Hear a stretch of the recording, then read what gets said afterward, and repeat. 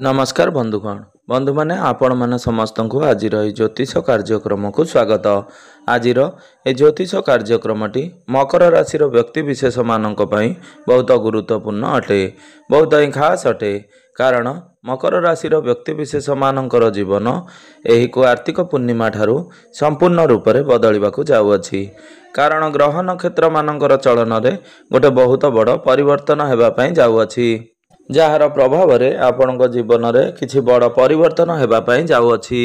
तो बंधु मैंने सबुठारु बड़ कथा होची दीर्घ 12 वर्ष पर देवगुरु बृहस्पति आपणकर सप्तम भाव में गोचर करुछंती एवं सप्तम भाव में गुरु उच्चस्थ अछंती। आपणक राशिर अधिपति शनि तृतीय भाव में गोचर करुछंती एवं एही कार्तिक पूर्णिमा पर शनि बकरीरु मार्गी हेबापी जाउछंती। यह व्यतीत सूर्य एवं शुक्र आपणकर दशम भाव में गोचर करुछंती। मंगल एवं बुध आपणकर एकादश भाव में गोचर करुछंती। तो सबु दृष्टि देखा गले आपण मानू यही कार्तिक पूर्णिमा परठारु शुभ फल प्राप्ति हेबापी जाउछि एवं आपण मानक जीवन में किछि गोटे खास हेबापी जाउछि। तो बंधु माने आपणक जीवन में केउ सब बड़ घटना मान घटिबाकु जाउछि एवं आपणकर जीवन में केउ सब परिवर्तन मान आसिबाकु जाउछि से विषय रे जानिबा पई आपण माने भिडियोटी को स्किप न करी थरे मात्र शेष पर्यंत निश्चिंत देखंतु एवं भिडियोटी को गोटे लाइक करी चैनल टी को सब्सक्राइब कर दियंतु। आपण माने जदि सच्चा हृदय ईश्वर को भक्ति करुथांती विश्वास करुथांती तेबे भक्ति एवं श्रद्धार सहित कमेंट बॉक्स रे जय श्री जगन्नाथ जय माँ लक्ष्मी अवश्य लिखि दियंतु। तो बंधु मैंने आसंतु आरंभ करबा आज कार्यक्रमटी को जहाँकि जन्म राशि एवं चंद्र राशि उपरे संपूर्ण आधारित अटे। तो बंधु मैंने राशि चक्र 12 गोटी राशि मध्यरु दशम राशि हेउची मकर राशि। तो बंधु मैंने पूर्वर जदि आपणकर कौनसी स्वास्थ्य जनित समस्या लगी रही देह बारंबार खराब हेउथला जहा फल रे आपण को मेडिकल बारंबार जीवाकू पड़ुथला जोंथिपाई आपण को बहुत गुड़िए धन खर्च करने को पड़ुथला तो आपण वर्तमान से सुधार देखिबा पई पाइबे। आपणकर स्वास्थ्य रे सुधार आसीबो एवं आपण मानकर पूर्वरु जो अजथा खर्च हो जाउथला सही खर्च रे नियंत्रण आसीबो। आपण निजको हेल्दी अनुभव करिवे।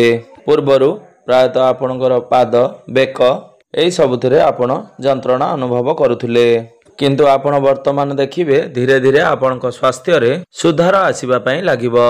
विद्यार्थी मानक पई एही कार्तिक पूर्णिमा परर समय बहुत शुभदायक हेबा पई जाउछि।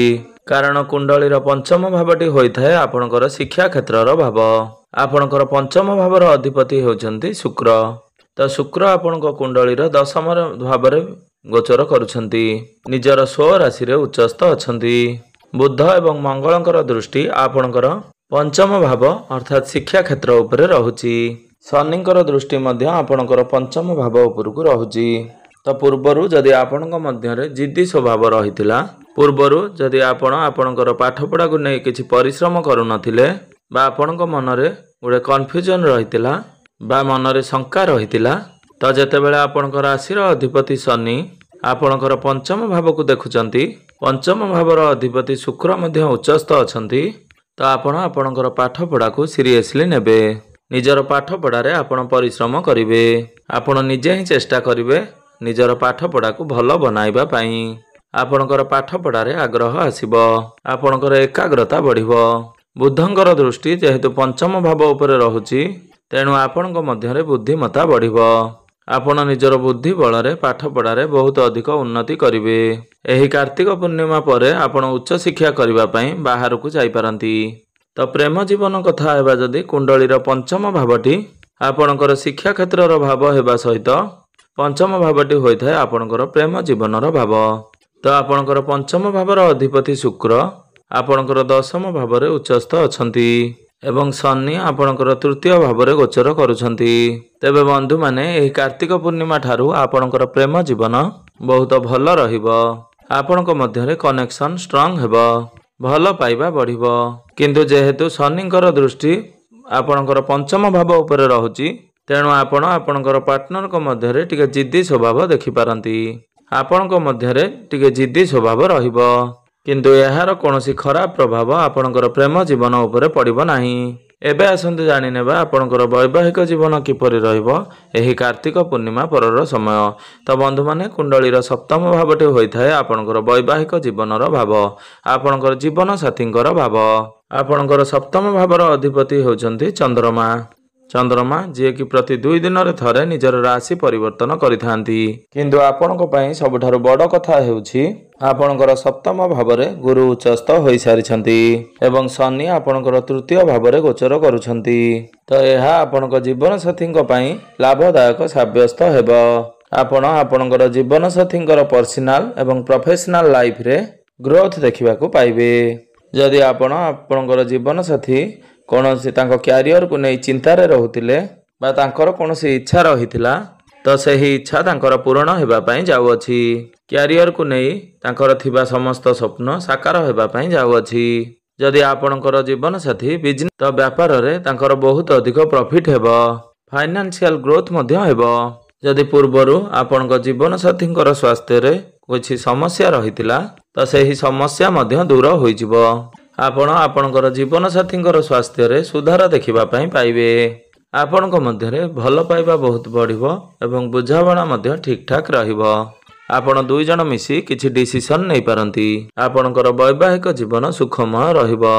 एबे आसंतु जानि नेबा सबठार महत्वपूर्ण विषय वस्तु आपणकर भाग्य, कैरियर एवं व्यापार वाणिज्यर स्थिति किपरि रहिछि एही पवित्र कार्तिक पूर्णिमा परर समय। तो बंधु माने कुंडलीर नवम भावटी होइथाय आपणकर भाग्यर भाव एवं दशम भावटी होइथाय आपणकर कैरियर भाव। आपणकर भाग्य भावर तथा नवम भावर अधिपति हेउचंती बुध। तो एठारे बुध एकादश भावरे गोचर करूछंती, आपणकर लाभ स्थान रे गोचर करूछंती। तो आपणकर भाग्यर कनेक्शन लाभ सहित रहुची। एहा व्यतीत एकादश भावर अधिपति मंगल मध्य एकादश भावरे ही गोचर करूछंती। बुध एवं मंगल दुहे मिसी एकादश भावरे गोचर करूछंती, जहा आपणक भाग्य रे लाभ ही देखौची। एहार अर्थ हेउची आपण बिना दिग्धारे जेकोनोसी कार्य आरंभ करि परिबे, कारण आपणको संपूर्ण रूपरे आपणकर भाग्यर साथ मिलिबो। आपण जेउ भी कार्य रे हाथ देबे सुनिश्चित आपणको सफलता प्राप्ति हेबो। एही पवित्र कार्तिक पूर्णिमा परे आपण कोनोसी शुभ मांगलिक कार्यर आयोजन मध्य करि पारंती। कोनोसी धार्मिक स्थान को यात्रा करि पारंती। कोनोसी धार्मिक स्थान रे आपण नियोजित होई पारंती। एही कार्तिक पूर्णिमा परे आपण कोनोसी जमी, भूमि, प्रॉपर्टी इत्यादि किणाकिणी करि पारंती। आपण नूतन गृह निर्माण मध्य करि पारंती किंबा नूतन जानवाहन इत्यादि किणी पारंती। जदि पूर्वरु आपणकर कोनोसी कार्य अटकी रहितिला तो सही कार्य आपणकर आगकू बढ़िबो। आपण अल्प परिश्रम करी अधिक सफलता प्राप्ति हेबो। आपणकू कोनोसी दिगरु धन लाभ हेबार संभावना बनुअछि। तो कैरियर रो कथा हेबा जदि कैरियर आपणकर एही कार्तिक पूर्णिमा परे बहुत ही भल रहुची, कारण दशम भावर अधिपति शुक्र दशम भावर ही निजर स्व राशि रे गोचर करूछंती। सूर्य मध्य आपणकर दशम भावरे नीच भंग राज जोगर निर्माण करूछंती। एहार अर्थ हेउची कैरियर रे आपण बहुत अधिक ग्रोथ पाइबाकू जाउछंती। कैरियर को नै आपणकर जेउ सब ड्रीम्स थिला से सब फुलफिल हेबा पई जाउछि। कैरियर रे आपणको मान सम्मान प्राप्ति हेबो। आपणकर सीनियर एवं आपणकर बॉस को ठारू सहयोग प्राप्ति हेबो। आपणकर जदि टार्गेट बेस जॉब रहिछि तो टार्गेट आपणकर कंप्लीट होई जिवो। पूर्वरु जदि आपणकर कैरियर रे कोनोसी समस्या लागि रहितिला बा आपणको विरुद्ध रे किछि पॉलिटिक्स चलथिला तो सेथिरे आपण धीरे धीरे बाहरी आसीबे।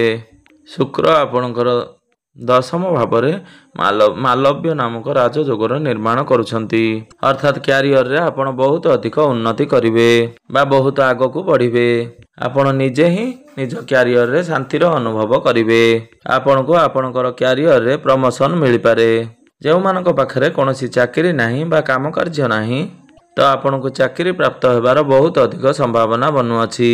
तो व्यापार वाणिज्यर कथा हेबा जदि आपणको व्यापार वाणिज्य बहुत अधिक प्रॉफिट मिलिबाकू जाउअछि, कारण कुंडलीर सप्तम भावटी होइथाय व्यापार वाणिज्यर भाव।